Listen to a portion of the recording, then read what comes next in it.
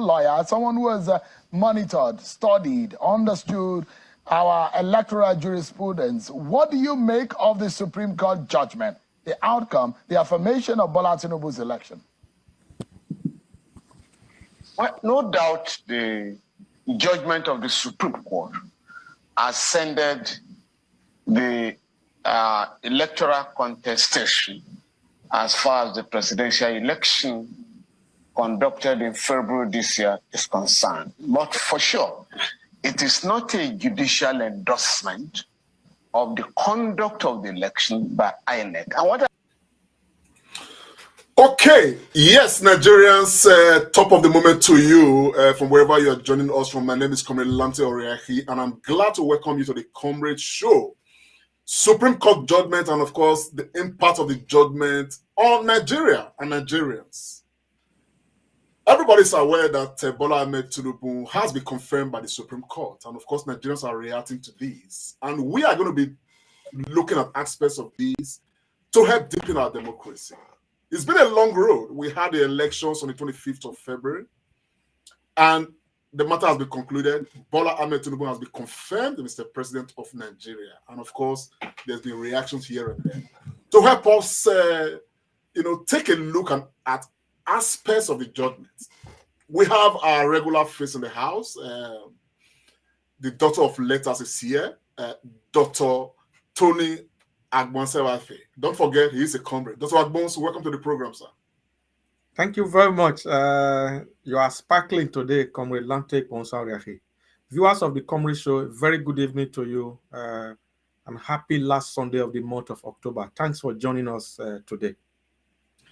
And of course, we equally have a special guest, one who is very close to Nigerian politics, one who's been making so much contributions to help develop the Nigerian state. Her effort towards building a better Nigeria is impeccable. And it's her first time on the Comrade Show. She's going to help us give, some aspects that many of us may not have, observed, into this whole process. Where we are coming from, and where we probably will be going, depending on which route we take. I am glad to welcome Dr. Izemia Okoje. Dr. Okoje, you're welcome to the program. Thank you. Thank you very much. Excuse me. And it's Izemia Okoje. Izemia, yeah. So lovely to be on the panel, and thank you for having me on today. It's a show I've always keenly followed all through this political journey, and I'm glad to be on this platform today to contribute my humble opinion. Nigerians, don't go away. It is the Comrade Show. Stay with us. This the Comrade Show. What I mean is that even with the judgment, it is very clear that Nigeria has a long way to go in terms of ensuring that credible elections are conducted, elections that will be devoid of acrimony, elections that all of us will be proud of. But we're still a long way from there, even with the judgment. I mean, again, as I said, yes, for now, the presidential election is concluded. It should have been concluded in February, but it had just been concluded by the Supreme Court. And it shouldn't be so. The judiciary should not determine the winners of election. Judges are not suited to determine the winners of election. That is a job that is exclusively reserved for INEC if things are done properly. And that is why we must put an end to the shame that has become our Lord in terms of conducting elections. Because we must all realize at all times that this country, Nigeria, is the largest concentration of Black people on earth.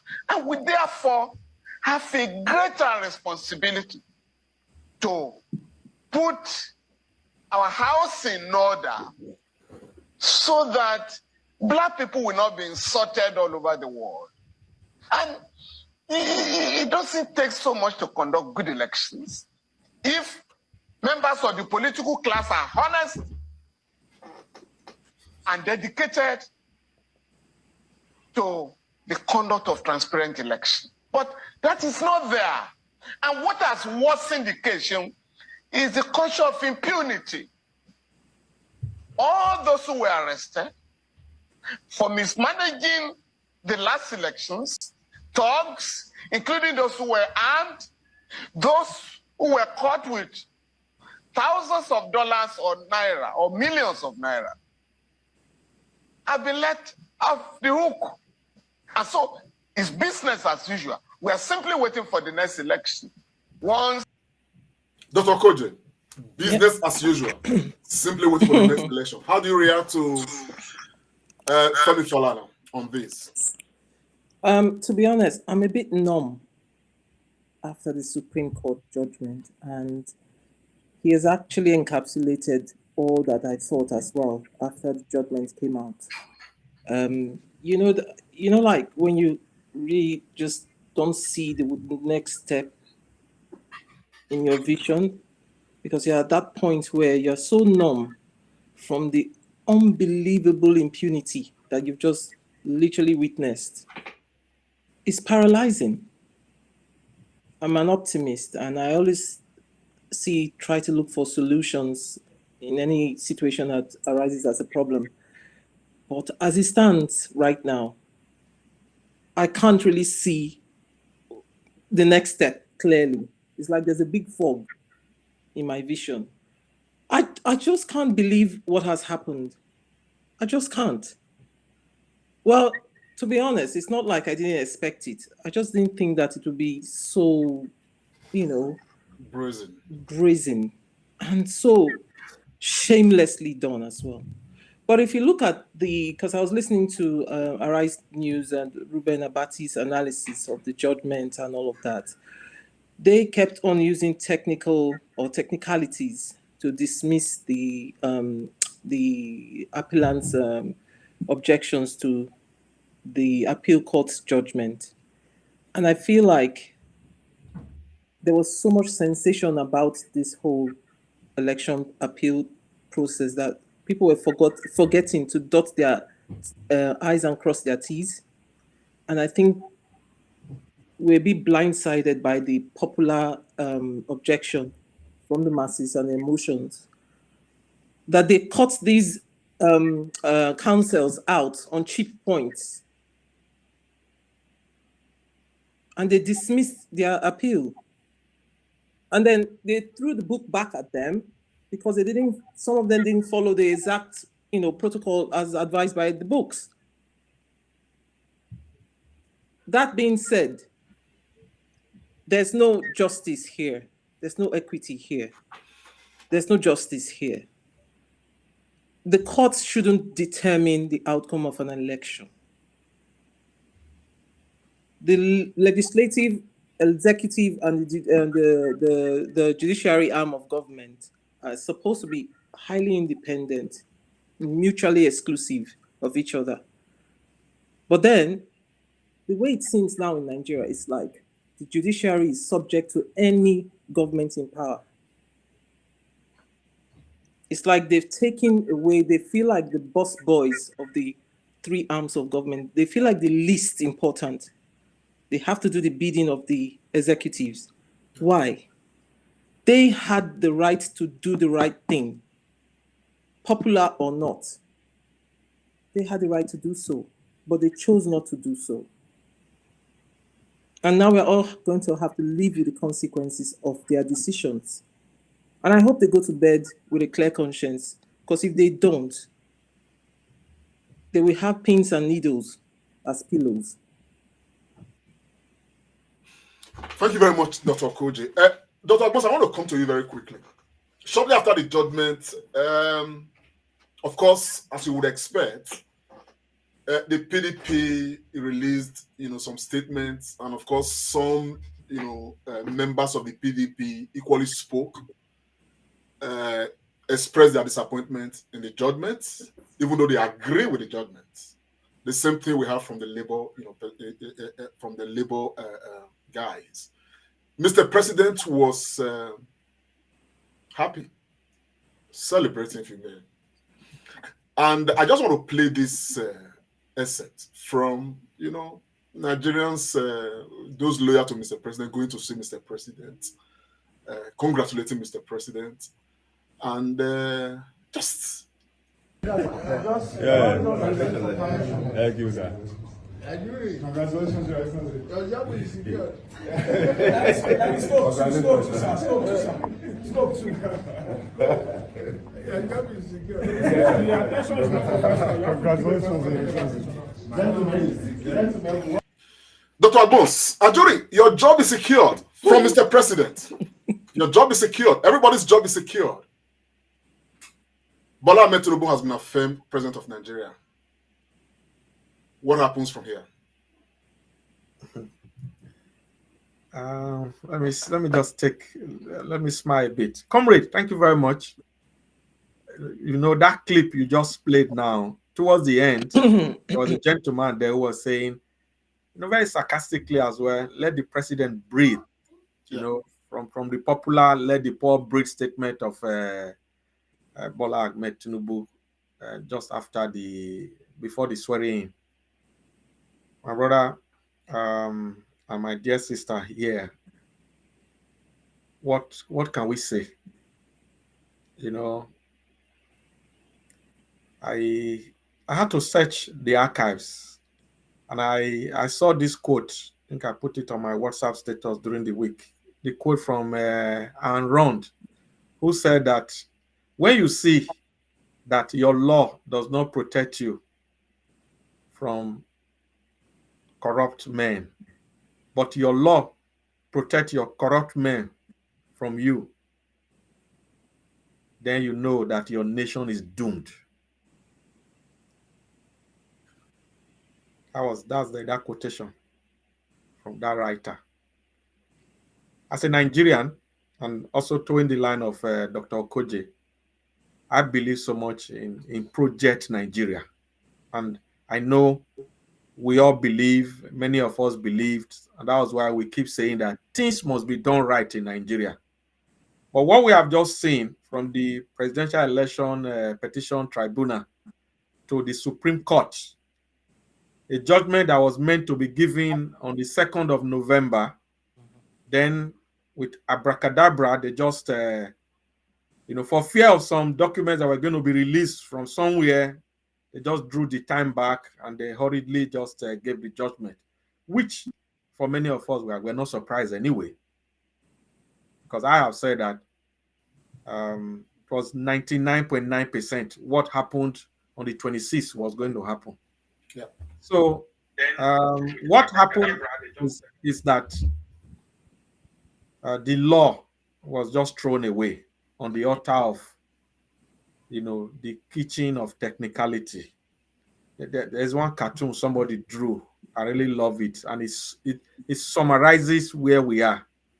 So we all knew that technicality was going to happen. And like I've told some friends, no matter what the lawyers presented, either from the PDP or from the Labour Party, this outcome was always going to be what it is. It is a predetermined outcome, with all due respect to people, from the legal profession. So it's a shame that our democracy is what it is. So what this shows is that in subsequent elections, people can do whatever they like, and they know that it's not going to be reversed at the court. In fact, somebody was even saying that wait till now they think that they don't ever reverse presidential elections. So I'm like, does it mean that we must continue this impunity? Must we continue to do things like this? So, indeed, it's not a good day for democracy, because the three arms of government seem to have been captured. So what we have in Nigeria now is state capture. It's an autocracy. Yeah. Well, in the light of this, Dr. Okoje, what do we do? What is the way forward? Well, first thing I can say, what we shouldn't do is to get any further loss of lives by all sorts of people calling for protests and all of that, that's not going to solve the problem. The impunity will carry on. So I think we need to go back to the drawing board and strategize, refocus ourselves, allow ourselves to mourn and to grieve through this whole disappointment first, get a clear head and start thinking the way forward in the next 4 years. Because you have to preempt these people. They are experts in the corrupt fields that they operate in. They are masters of the game that they play. So you need to be able to beat them at their own game, and you have to preempt them. So how? What? I mean, what? How do you beat them at their own game? We've been on this road for a long time. I know. And well, we always talk about this whole critical mass level where enough people become, you know, aggrieved and agitated about what's happening and decide that this cannot happen again. I was very excited when the NSAS protest started peacefully. That was a sign that things were beginning to, the grumblings and the rumblings. And then the obedient movement came up. Faceless, leaderless, just using Obi as a poster boy, because they were all those people who were disgruntled from the NSAS. And then that movement should not be allowed to die. Okay? But we should restructure it. We should now organize it. If it ends up becoming a party, then it should become a party.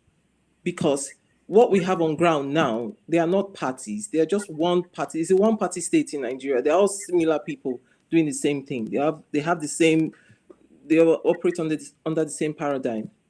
So we need to have the way of thinking, what's the best way of coming across or dealing with or engaging with these people? They are still Nigerians. We can't, drive them away from Nigeria. But we need to see how we need to help focus attention on the important things in Nigeria. What are the important things, madam? Safety, security. Consider the poorest of the people and see how you can lift them up so that if the poorest is living a comfortable life, crime rates will go down. Deaths from under fives and women, pregnant women and children, road traffic accidents, those sort of things. I'm a doctor, so that's what comes to me first. Okay, sorry to quickly interject. Dr. Abbas, I want to come to you quickly on this. I'm struck by a liner by Dr. Okoje, and she says that we should avoid anything like protest or anything that will lead to loss of life, and yet she projects that ideal situation where the poor will have some reasonable, livelihood and all of that. Can there be a tangible solution to the issues of Nigeria without some form of protest? Yeah, thank you very much. I've been doing some, research, not published on, the impact of protests in Nigeria, from the 1920s down to now. Yeah. And what I found is that since the late 80s, protests in Nigeria have not really achieved anything. Nothing. Because the establishment, those who have had, the cabal that have had Nigeria, be it military or civilians, if you like, protest from now till tomorrow. Once they are in power, they are in power. They don't give a hoot. Apologies for my language there.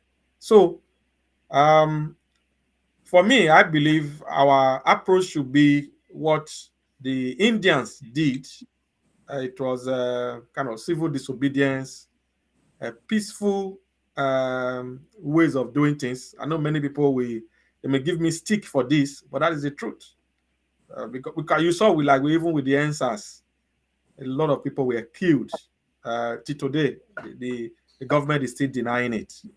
So, the blood of you are making reference to passive resistance. Yeah, passive resistance, and then the major part is a re-strategization, or if there's any English word like that. We need to change our strategy. Who leads that?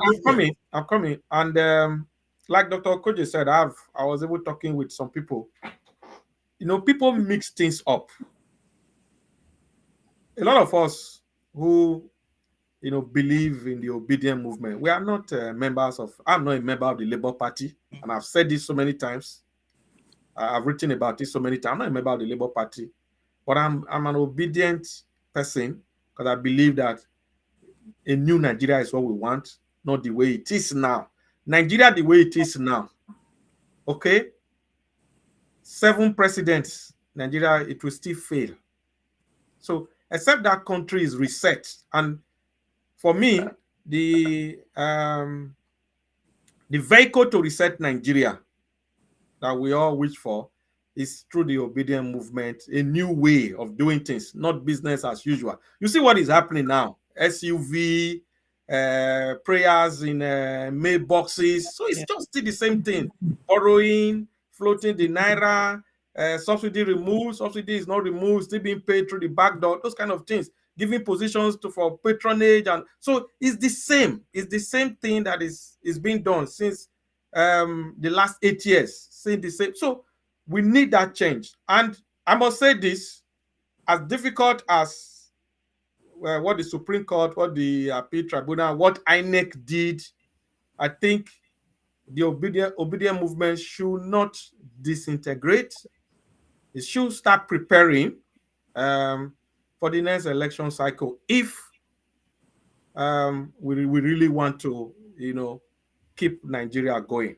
But this is hard truth, but we have to say it because, let it be said, those who are enjoying Nigeria the way it is now, they are not going to let go, a la carte. Thank you very much, Dr. Agbons. Dr. Kojo, I want to come to you very quickly. Sure. All of the things that we have talked about right now, they appear quite lofty. Okay, they appear the way forward. But the issue is, we are talking of a sustained movement. Now, who leads this movement? Because at the end of the day, when we talk about these leaders and all they perpetuate, they use Nigerians to perpetuate what they perpetuate. Many of them youths, like us. You understand the picture of what I'm saying now, and all of that. Even as we speak, a lot of people have come out to berate BOLA Ahmed Tinubu and, of course, APC and all of the political goons.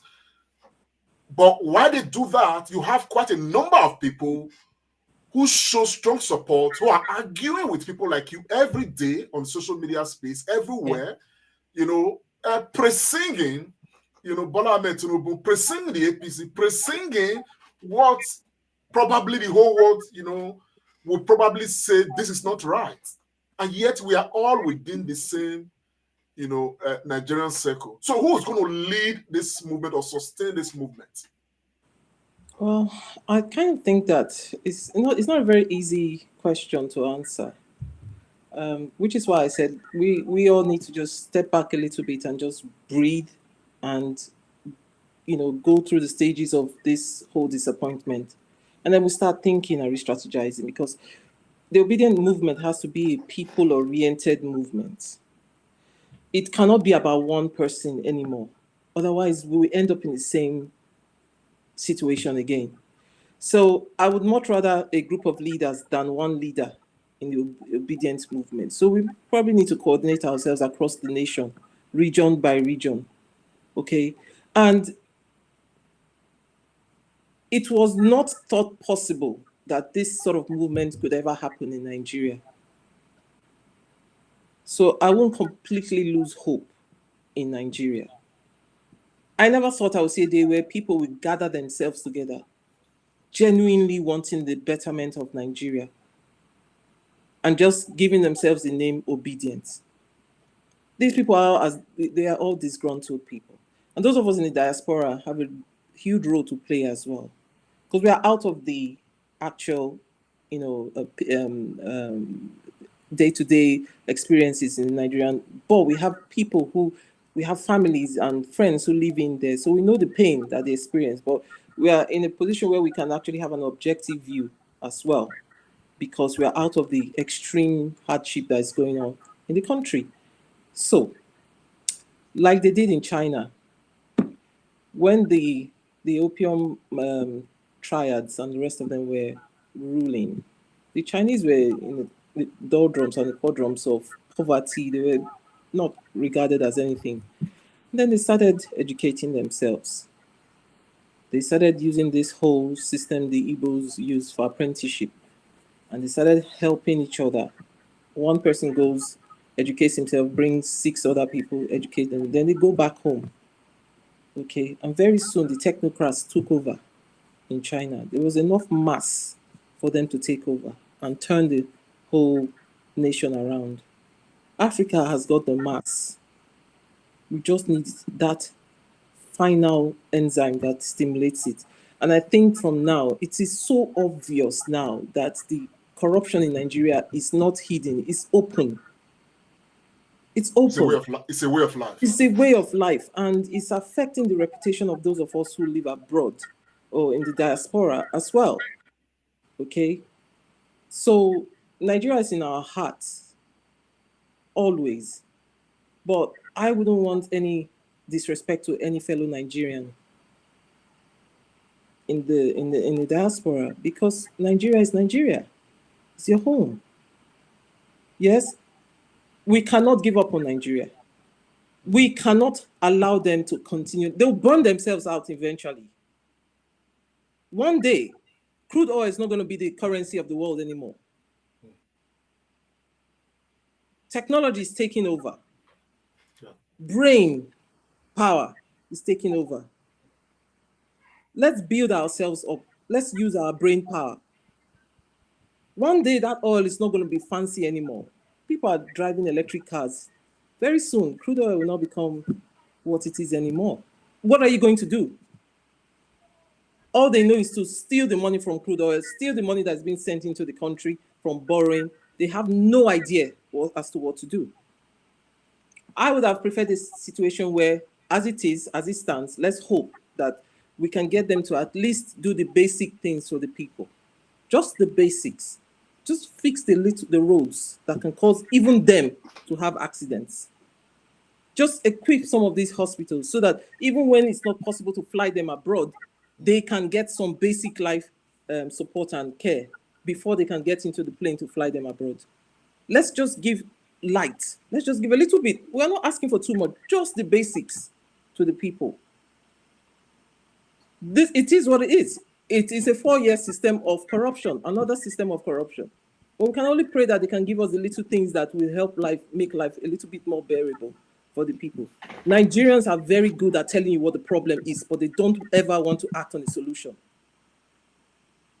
Everyone has expert opinion on how Nigeria is corrupt, the problem, but they never ever want to take action. It's like there's analysis paralysis. Everybody's blue-brained, thinking too much.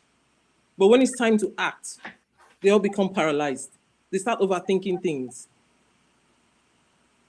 Okay.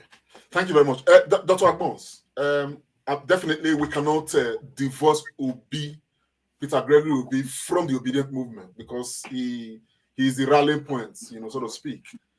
I have not really seen him make any public statement recently, though his confirmed Twitter page did allude to protests taking place somewhere in Africa where, the people came out against the authorities because of situations like this, election rigging and all of that, and the protest is sustained.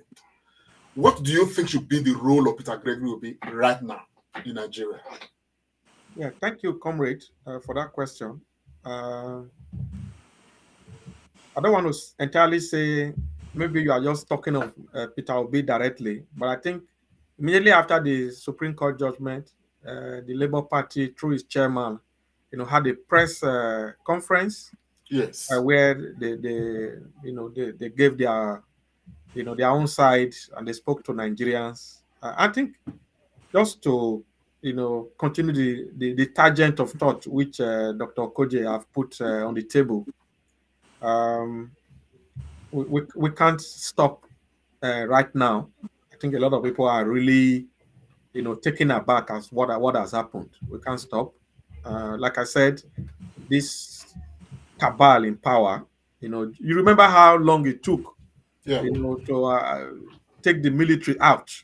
A lot of people, paid the supreme price and all that. So it was a lot of fight, even though Those ones were Nigerian, but they were just wearing uniform. You see what they did. So I think the same thing will happen here, because the impact the obedient movement made in this last election was it was huge impact. Even though at the beginning they were like, oh, just 4 people tweeting in a room, they were laughing, but and we all know that glitch, there was no glitch anywhere. The RF portal was switched off.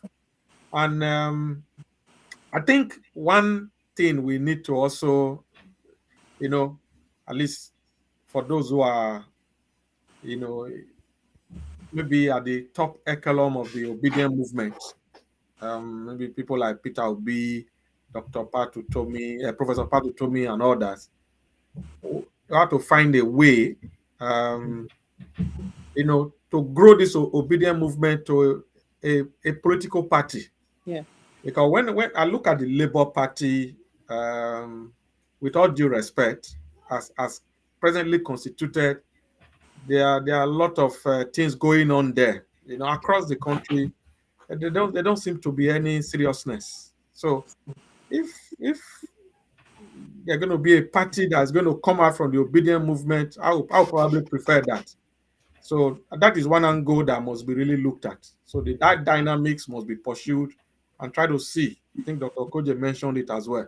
Try to see how possible that is, because the Labour Party as it is presently, there's a lot going on there. Factions here and there. You just imagine the other faction, some statement they have made, and you begin to ask, what is this? Is this stomach infrastructure or what? So Peter Obi, I know, knowing the kind of person he is, I know he's going to take some deep stock. He's going to, ponder over a lot of things. I believe he will come up with something. He's still very young. Age is on his side. So I believe the struggle continues. Let's not forget. So are you advising that Peter Obi should separate himself from the Labour Party, or he should try to work hard to see that Labour Party reinvents herself? Yeah, I think I'll go with your second option. I think if Labour Party, as it is going to be a clog, then probably a new party can be floated. But if Labour Party can put its house in order, I think the party can be reset. Maybe some other parties can join in, and but they need to be a fresh start, so that people who are not really fair-minded, but who are, becoming, snakes, within the Labour Party fold, they need to be ejected. Dr. Koji, recently, the Nigerian government released about 54 billion naira to the National Assembly for the members of the National Assembly to buy exotic cars for themselves. At least the Jeep they bought for themselves, I think it's about 160 million each. Yeah. And there was a pronouncement by the Labour Party hierarchy asking the Labour Party representatives not to accept that arrangement. But they all seem to happily enjoy that emolument. And yet, this is the highest policy-making, body of the Nigerian state, the lawmakers. And if we expect change, they are the ones to give us change. Do you have hope in our National Assembly that, looking at how far we've come from the elections down to the Supreme Court judgment, apparently, as a layman, I have noticed a lot of things in our electoral laws that probably need to change for us to have a better, future when it comes to elections. Do you really have hope in this, is it 10th Assembly, given what is taking place? Well, we can always have hope, but if that hope becomes reality is the question. So, yeah, it's very disappointing and shocking that they are so insensitive to the plight of the poor people in the country. That as the pound and the dollar are escalating day by day, it's like watching stocks, just the way the dollar fluctuates, this rises, that people can actually sit and receive such amounts of money for frivolities, if you ask me. Okay. And these are not goods that have good resale value. They are of no benefit to the country, apart from the individual who writes it in our broken roads. Okay. And then they oppress the people who are there struggling on the roads. So, what the assembly should be focusing on now is, amending the electoral act that allowed this sort of impunity to take place, and for the INEC chairman to get away so freely with what he has done. I mean, Professor Mahmoud Yakubu was a great disappointment to the academia and a letdown to the nation. Personally, I think they should pass a law that if any election results in a judicial judgment or to finalize it, the INEC should be penalized for it. For every election that is taken to the courts to decide, there should be a system where INEC pays for what it didn't do well. We can't continue like this. This is what the legislature should be thinking about. These are the things they should be considering, not how to share the loot amongst themselves.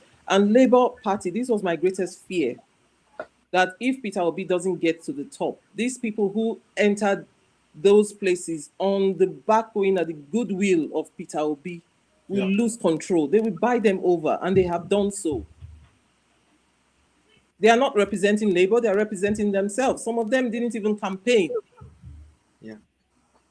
Some of them were church rats, excuse my term. But because of the goodwill of Peter Obi, they got into this place and now they are overwhelmed. They have nothing to offer. How can you sit and watch these people share monies like this with clear conscience? I don't understand it. 160 million per vehicle. Yes. That is separate from, the one they received before from the email prayers. Yeah, the email prayers, yeah. And that one is, according to sources, that one is to the tune of, I think about, I don't know. I hope I'm quoting this rightly. I think to the tune of about 6 million each for just the short prayer. For just those short prayers. Yeah. So where are the prayers coming from? The monies that they are borrowing. It's coming from BOLA Tinubu and his government. That he borrowed. Yes. That's supposed to be used to invest in things that can regenerate income for us. Yeah, they are prayers. Oh. Well, I hope those prayers are not answered eventually. Because they have been answered. You see, this is it. This is the thing. This is just, I don't know. The Naira will become like toilet paper if we carry on like this. We'll become a failed state if we carry on like this. You are just amassing this wealth, okay, because you can keep it in your foreign accounts. But actually, you're not yielding anything. You're benefiting another country. You're not even investing it in your country. You have Innocent, or is it what's it called? Innocent, the car maker. Peter Obi used his product as a governor in the States successfully. And the man has good vehicles. Why can't you buy Nigerian-made vehicles for the senators if they are so desperate for new vehicles? Why can't you invest in that industry? And when you do that, you're going to create so many more jobs. On a quick note, man, okay, do you have confidence in this National Assembly? I based don't. on what we've seen? Go. I do not. Categorically. Dr. Agbons, in the light of these, I just want to come to you very quickly. Okay, everything is on the table. I spoke with somebody, yesterday, who told me that everything is to be on the table. We went through our nationalist period, the amalgamation of Nigeria, our marriage as a nation, how it came to be, and every other thing. And the person was very much insistent on us going back to the drawing board and renegotiating, our terms of togetherness. Particularly, we anchored our discourse on the disaffection being expressed by some Northerners, over Abuja and their quest to ensure that Wike is removed as the governor of, as the minister of Abuja. And of course, their claim to say that Abuja must be governed by Muslims, you know, and that Wike cannot be. You know. So these are some of the issues. You know, moving from there, we go to the nepotistic attitude of, you know, the president and even the past one and all of these. And the question is, we already know that there's this Biafra agitation by a number of our youths from the eastern part of Nigeria. So the real question is, succession should be on the table of discourse. What do you think about this? Yeah, thank you, comrade. When you look, that is why at the beginning of this conversation, I mentioned that the only way Nigeria can move forward, my opinion, I don't know it all. That country needs to be reset. If Nigeria, the way Nigeria is now, if we continue like this, we will be doing election every 4 years. Nothing is going to change.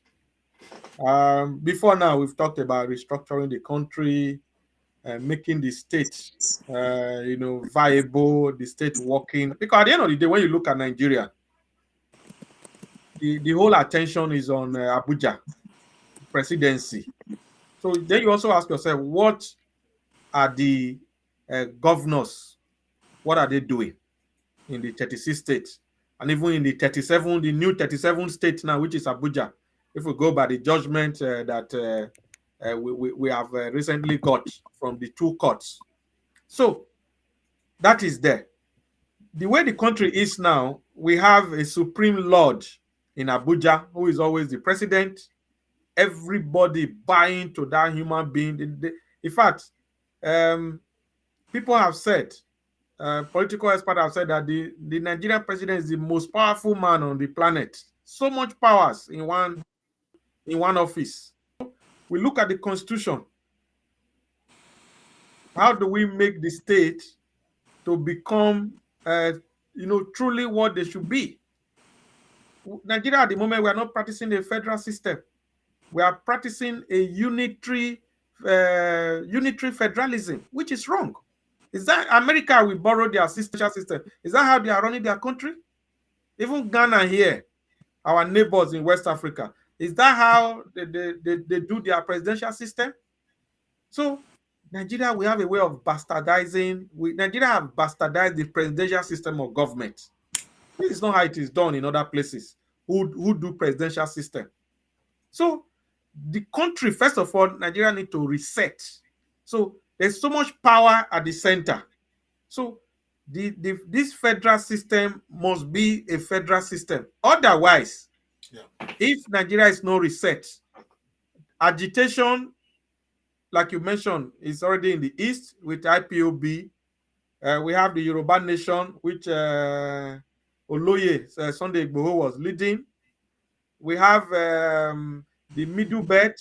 We have you know, the South and other ethnic nationalities, because things are not working. So that is why you see all this agitation. So if we want to continue our federal system, we must practice a true federal system. But having said that, no matter the system, if the human beings running it don't do the right thing, it's still not going to work. So we need the right leadership,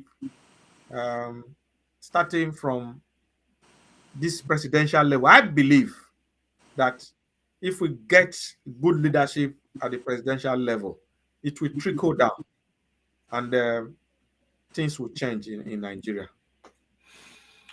Doctor, just a quick one. President Bola Ahmed Tinubu is the president. He is sure to be the president for the next 4 years at least. Yeah. Except the National Assembly, you know, removes him, which is unlikely. It's highly unlikely. That would be as difficult as a camel passing through the eye of a needle. What are you expecting?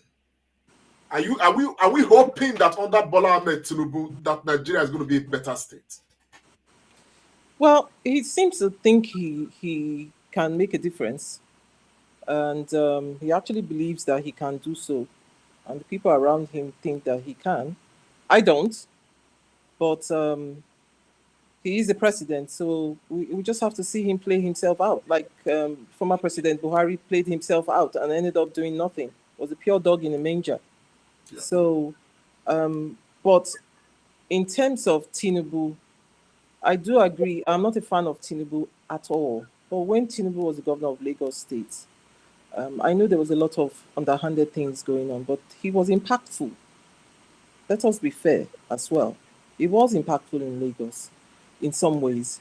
So I kind of hope that he still has that sort of vision left in him to make Nigeria, to positively impact Nigeria. I can only hope. I'm not saying that he will or he will not. I'm not really putting all my stakes in his basket, or what's it called. But I can only hope, because if you ask me, even if you divide Nigeria now, divide Nigeria into how many states? Into how many nations is the question? Is it 2, north, south? Is it 3, north, south, north, west, and east? Who's going to go with the east? Who's going to go with the west? Is it 4? What about the middle belt? The moment you split Nigeria, wars will break out. I can guarantee you. Because even the people that are calling themselves South are not totally united as a South. The Middle Belt don't believe themselves to be part of the North. The North believe themselves to be part of the Middle Belt. The Middle Belt to be part of them. We need a referendum. We need to go back to the parliamentary system of government that we originally had. I don't know where this presidential system became so popular and why we adopted it. It's just a very corrupt system. We need to go back to the parliamentary system of government where regions are duly represented at all levels of government. And then there can be checks and balances before action can be taken or anything done. Strengthen our judiciary. Retire all those old judges. They are not effective. They are not fit for purpose anymore. We need new brains. We need new brains. It's like telling a surgeon who trained open surgery and has retired and didn't train in keyhole surgery to come and be doing robotic surgery at this stage. They can't do it. Things have advanced that far. So we need to change the top. They are all they should go into retirement with grace. We don't wish them any ill will, but they should just retire with grace and put a new crop of technocrats. We need to start putting technocrats on ground. If Tinubu was to start employing technocrats who can actually do the job, perhaps he will get away with it. Perhaps. Buhari did not employ people that had substance or things to offer. Tinubu is employing, appointing people in a very nepotistic manner. Yeah. Can they actually do the job? Because to be honest, if you can do the job, I don't really care what part of the country you're coming from.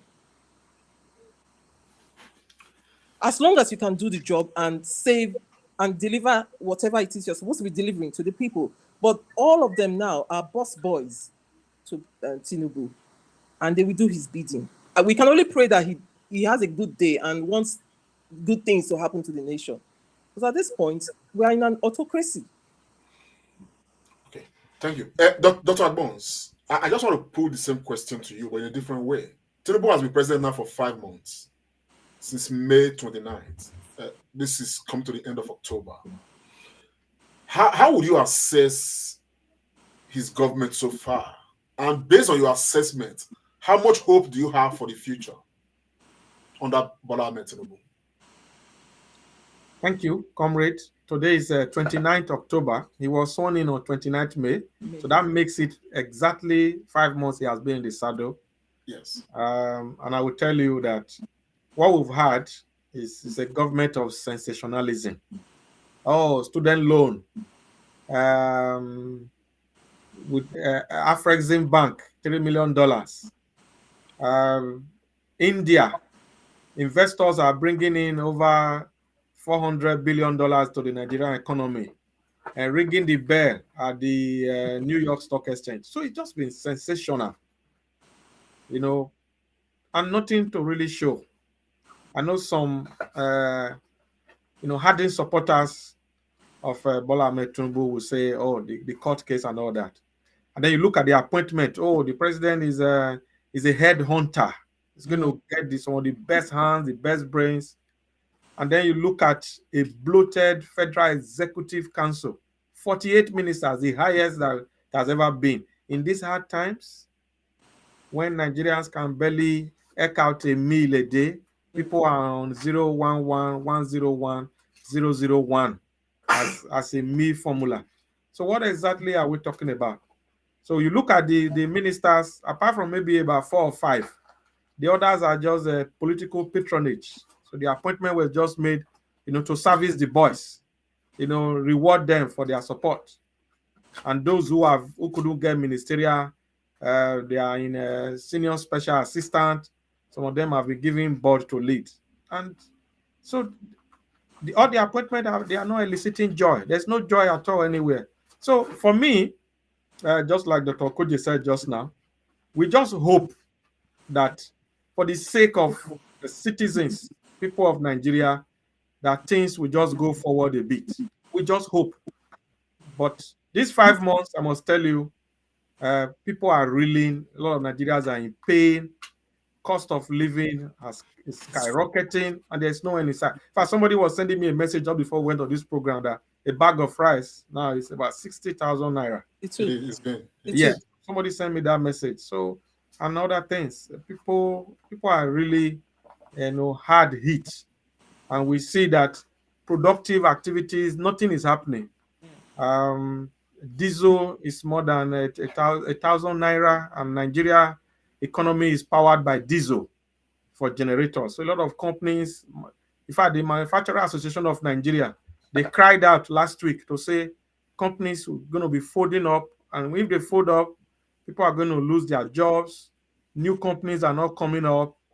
So, and you look at it, nothing, the government is not doing anything. We don't see a roadmap. And the president, when I was listening to him after the Supreme Court judgment, he said, we never promised El Dorado. So I was like, really? Really? So coming from the president himself, he said that when he was being interviewed. He said, we never promised El Dorado. And really, when you look at it, when he was looking for this job, he was never interrogated. He never came for interviews, apart from the one that was doctored, where he can read from a teleprompter.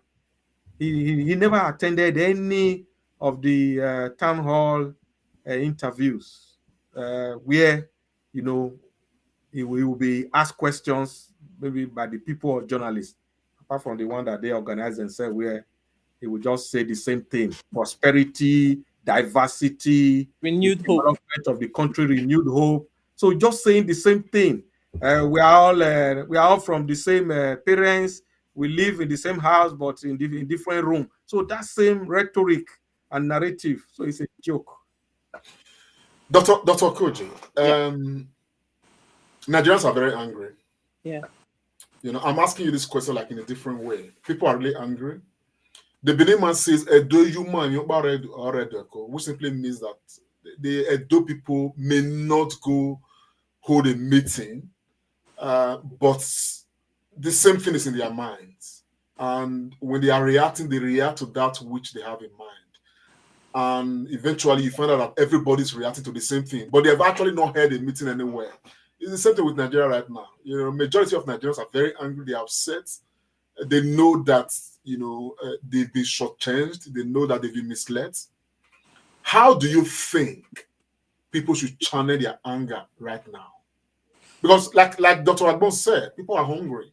People don't even know where the next meal is going to come from. Crime rate is on the increase.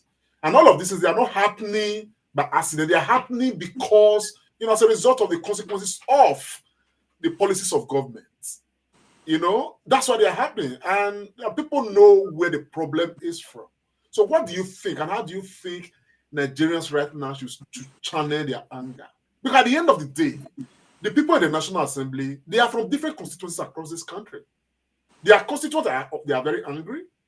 They know that these guys are not looking after them. They know that these guys are not giving that, proper representation. So what do you think should be the reaction of Nigerians now? Well, I will say it again. I'm not really one for violence, and I would not encourage violence in any form. And I also get a sense, I don't know if any of you has also gotten this sort of feedback from people back in Nigeria. There's a bit of resolution that they've just resolved and accepted the situation for what it is. They are angry, but they feel like, oh, nothing's good, nothing's ever going to come out of it. And they're just getting on, really. Nigerians are very resilient people by nature. And that's why we've long suffered for so long, and we've Is that a good thing? The resilience, no, is that a good thing? I'm coming to a point. This is what has allowed the impunity to carry or to get this far. Okay. Because they've been taking advantage of the fact that Nigerians will generally just get on with things and say, oh, well, we don't want war, we don't want violence, we don't want this. So they just carry on. They just accept it and carry on. The only thing I can say now is let's start holding the people in the lower levels of government that are closer to society. Start making them responsible. Start holding them. How do you do that? Okay. So if you put a local government chairman and the local government chairman is not doing what he said he would do or he ought to do, let's start calling out these people. We can't just say, that's how it is and just leave it. Because he's receiving funding. Your governor, you can't just accept that your city or your state should be as decrepit as a glorified village, and then you just say, oh well, that's just how it is. We keep calling them out. Let's not give them rest in a non-violent way. You see the way this social media has really come into play and driven a lot of the elections. We keep calling these people out. People think these things are not, but the more we expose them and put them out there for posterity, people will get to start thinking that, oh, actually, people are watching us in everything we do. We're not just going to get away with it again. Yeah, you might have to use a lot of force and bribe your way to quash the matter, but we get to a stage where you can't really do that anymore. It's like police impunity. When people are now being harassed by police, they switch to live streaming of the accident or the incident. And like it or not, that police officer involved will get some form of, he either has to run away or he'll be disciplined because he has been called out on social media and his bosses will see these things. It even starts with the clerks in the local governments. Everybody has to be held responsible in one way or the other. We have a call. I'm sure this person wants to contribute. Let's take the hello. Oh, we've lost the call. Go ahead. Okay, yeah. So I think we start holding them responsible in a way. It may not seem like a big thing now, but the more you start doing that and you start calling out these people, eventually, enough information and enough attention will be garnered towards these things. Instead of using social media pages to be doing skits that have no value to life, let's start using them to call out these corrupt people for who they are, what they are, And eventually, enough people will start getting that same thought process like you spoke about in your parable. You will notice that enough people are having this same mindset that, hang on, why are we allowing these people get away with these things anyway?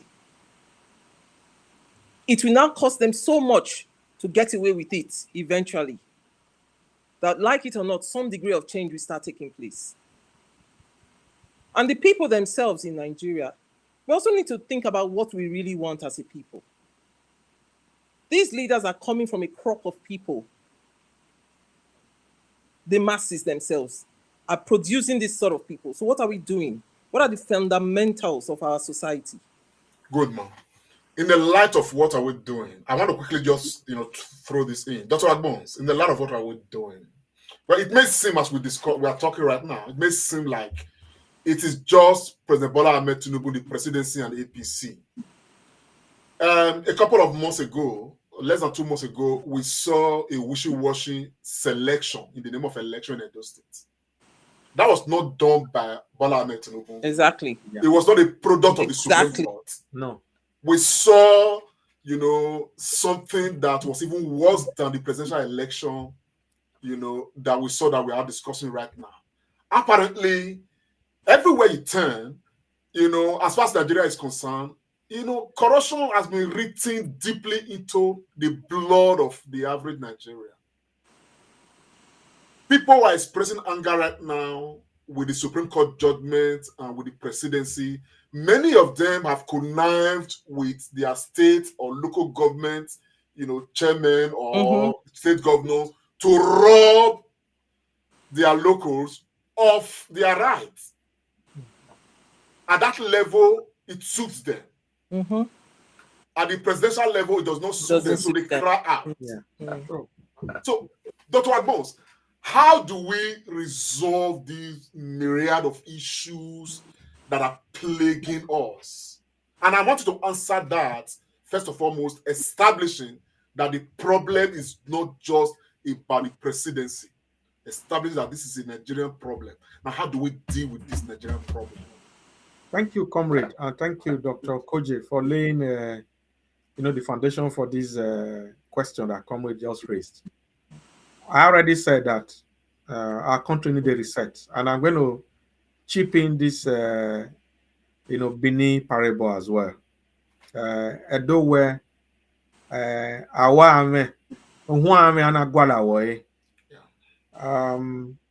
looked at Nigeria and I believe that Nigerians are not very difficult. You need to explain the parable, sir. And the parable translated is that it is in the head that you look for the eyes of an animal. Yes. So it's a leadership problem. And I was discussing with somebody during the week, somebody from Malaysia, and we were just discussing Malaysia and Nigeria.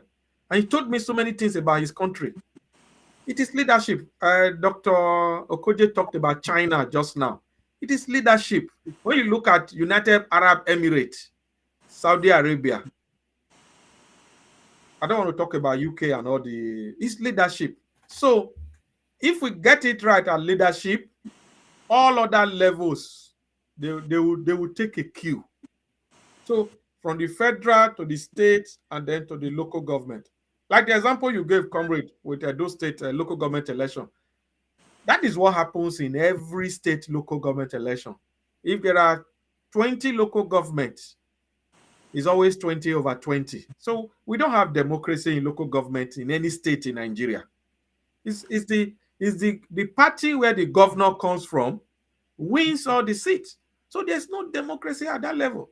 And nothing happens. So this is the thing we're talking about. So that is why we keep saying that if the head been rotting, so what is going to happen to the other body parts? So that is the problem we have. So until we solve that leadership problem at the national level, and everybody know that the buck stop at the desk of the president, National Assembly, everybody take a cue.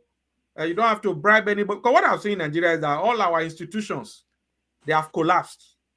Judiciary, the legislature, customs, the police, even if you go to our universities, it's the same thing. Yeah, we do apologies to some who are doing the right thing. We don't do the right thing. And that is exactly what INEC did. And many of us were even, I was even thinking that maybe even if the Supreme Court were going to do whatever they want to do, their shenanigans, their abracadabra, at least they will apportion blame to INEC. So 300 billion naira plus, we just wasted it like that. Over $290 million gone like that. And with all the promise they made, that was of Femi Falana, the SAN was talking about. So INEC just go free like that. And the chairman of INEC, as we speak, he wants to conduct election in Kogi, Bayelsa, and Imo State now. So I've been asking some of my friends from this state. I'm like, how do I want to vote for? How do I want to vote, Seth? Then when I go use IREF, are they going to transmit the result from the polling unit? So they don't even have answer to give me. So people are just watching. So in 2027, how is INEC going to tell Nigerians, oh, come out and vote? So what are they going to use?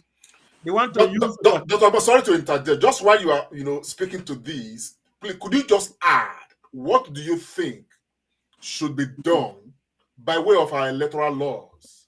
What do you think should be amended before the next election cycle at the presidential level? Very simple. Very simple. The 2022 Electoral Act, as passed, should be amended. Electronic transmission from the polling unit, has to be made mandatory.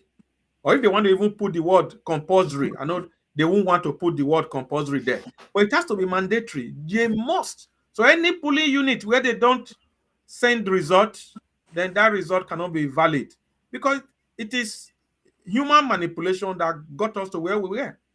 And when you look at this last election, we didn't really have much problem with the House of Rep and the Senate election. If you notice, It was there was a huge turnover there. Yeah. It was only in that presidential, because they knew. Because for God's sake, look at the three of us in this studio now. We're in 3 different locations. So life has moved. We're in the tech age. So we must use technology. So if we use technology for banking, we use technology for education, we use technology for health. So why can't we use it for politics and governance, which is the main thing? I must say this, comrade, and you know this as well. After God, the next most powerful force is government. So government determines a lot. So we can't just, okay, INEC have done this. So that aspect must be amended, must be made mandatory if they don't want to use the word compulsory. The result must be transmitted. It's a simple thing. Dr. Kojin, Yes. what other thing do you think is so important to be included in our electoral laws before the next election cycle, particularly the presidential level? I think the INEC chairman should not be appointed. Should be independent. Should be independent.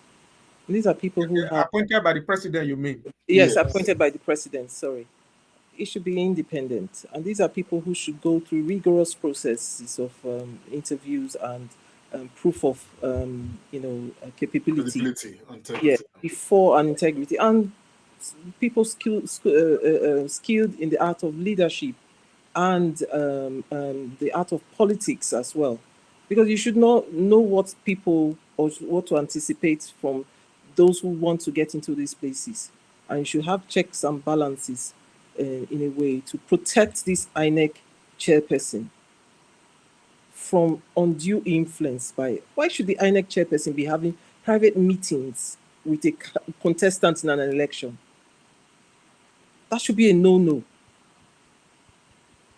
So those sort of things, especially the INEC chairman and the resident electoral commissioners, their appointment should not be down to the president and the people that actually do it, put them there as it stands right now.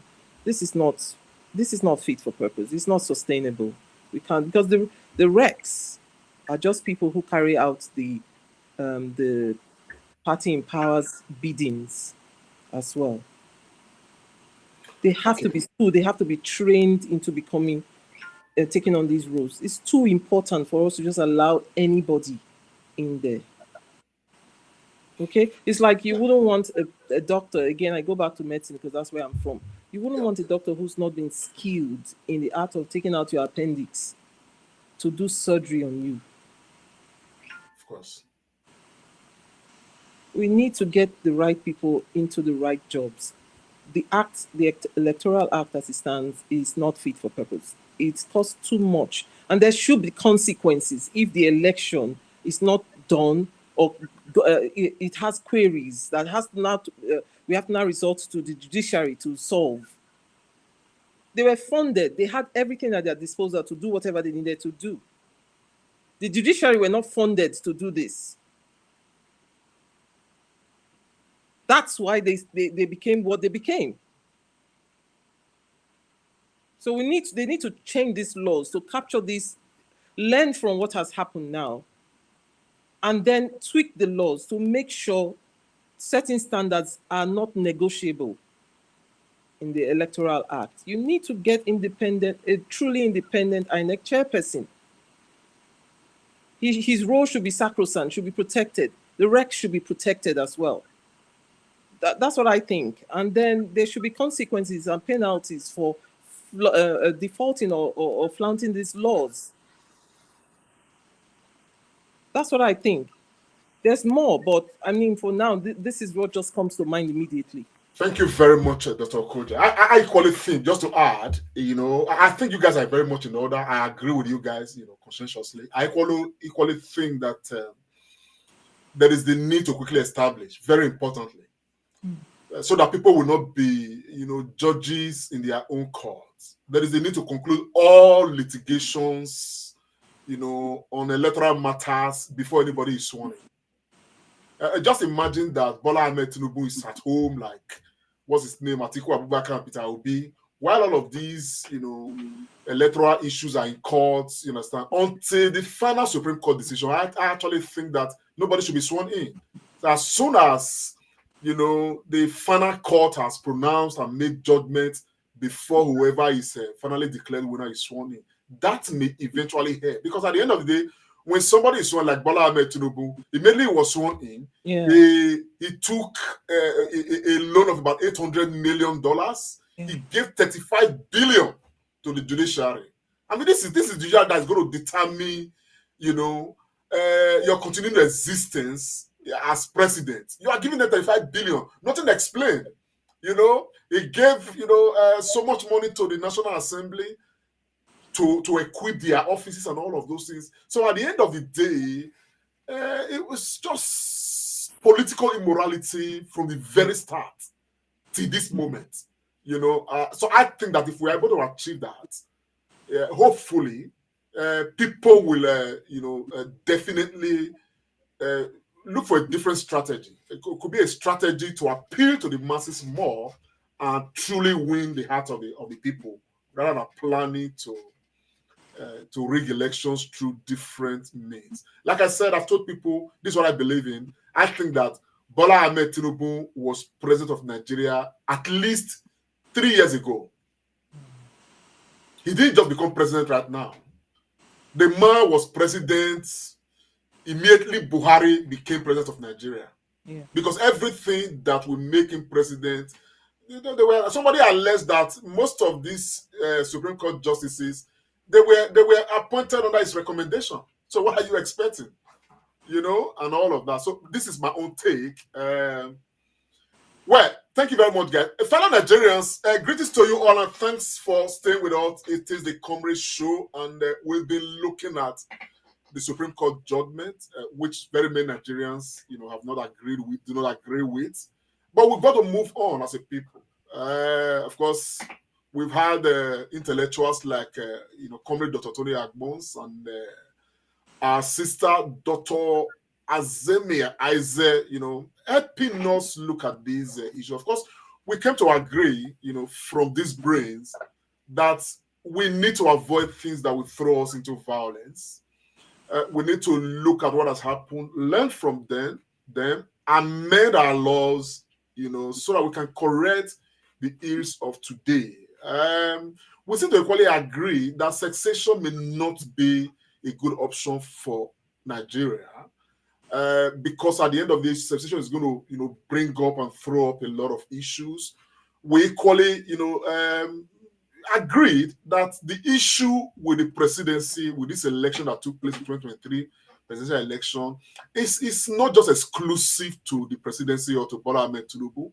The same issue replicates itself at the state level, at the local level, and somehow Nigeria is just immersed in issues of corrupt practices, whether it's election or other things, and we need to reinvent ourselves, because right now everybody is suffering. The cost of living is biting, and there seems to be no end in sight. And looking at Bola Ahmed Tinubu today, 29th of May, made it 5 months since he was sworn in.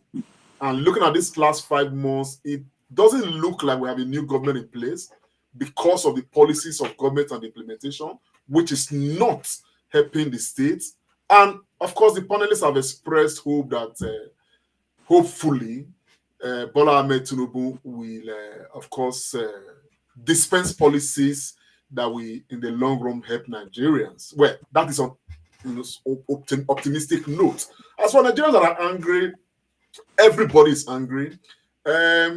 We seem to equally agree that there is the need for people to go to their constituencies and deploy their anger rightly in their constituencies by calling their elected officials to account, calling them out, calling them to accounts, and the power of social media equally, was discussed as a tool that we can use instead of wasting our time on social media to discuss things that are not so relevant and also developmental. We should spend more time looking at the policies of government, looking at the implementation of these policies, and of course, calling out those that we have, giving powers to manage our collective patrimony.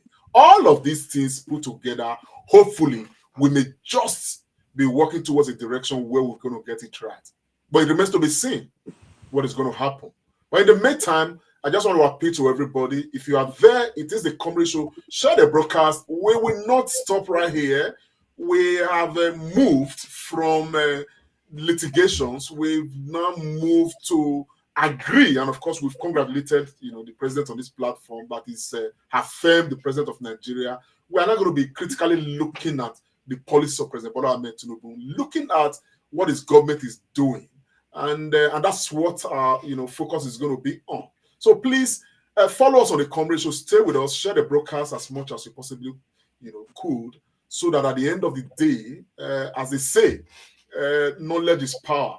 We share some of this knowledge, and of course, we're going to be bringing a lot of people here as often as possible to discuss the issues of Nigeria.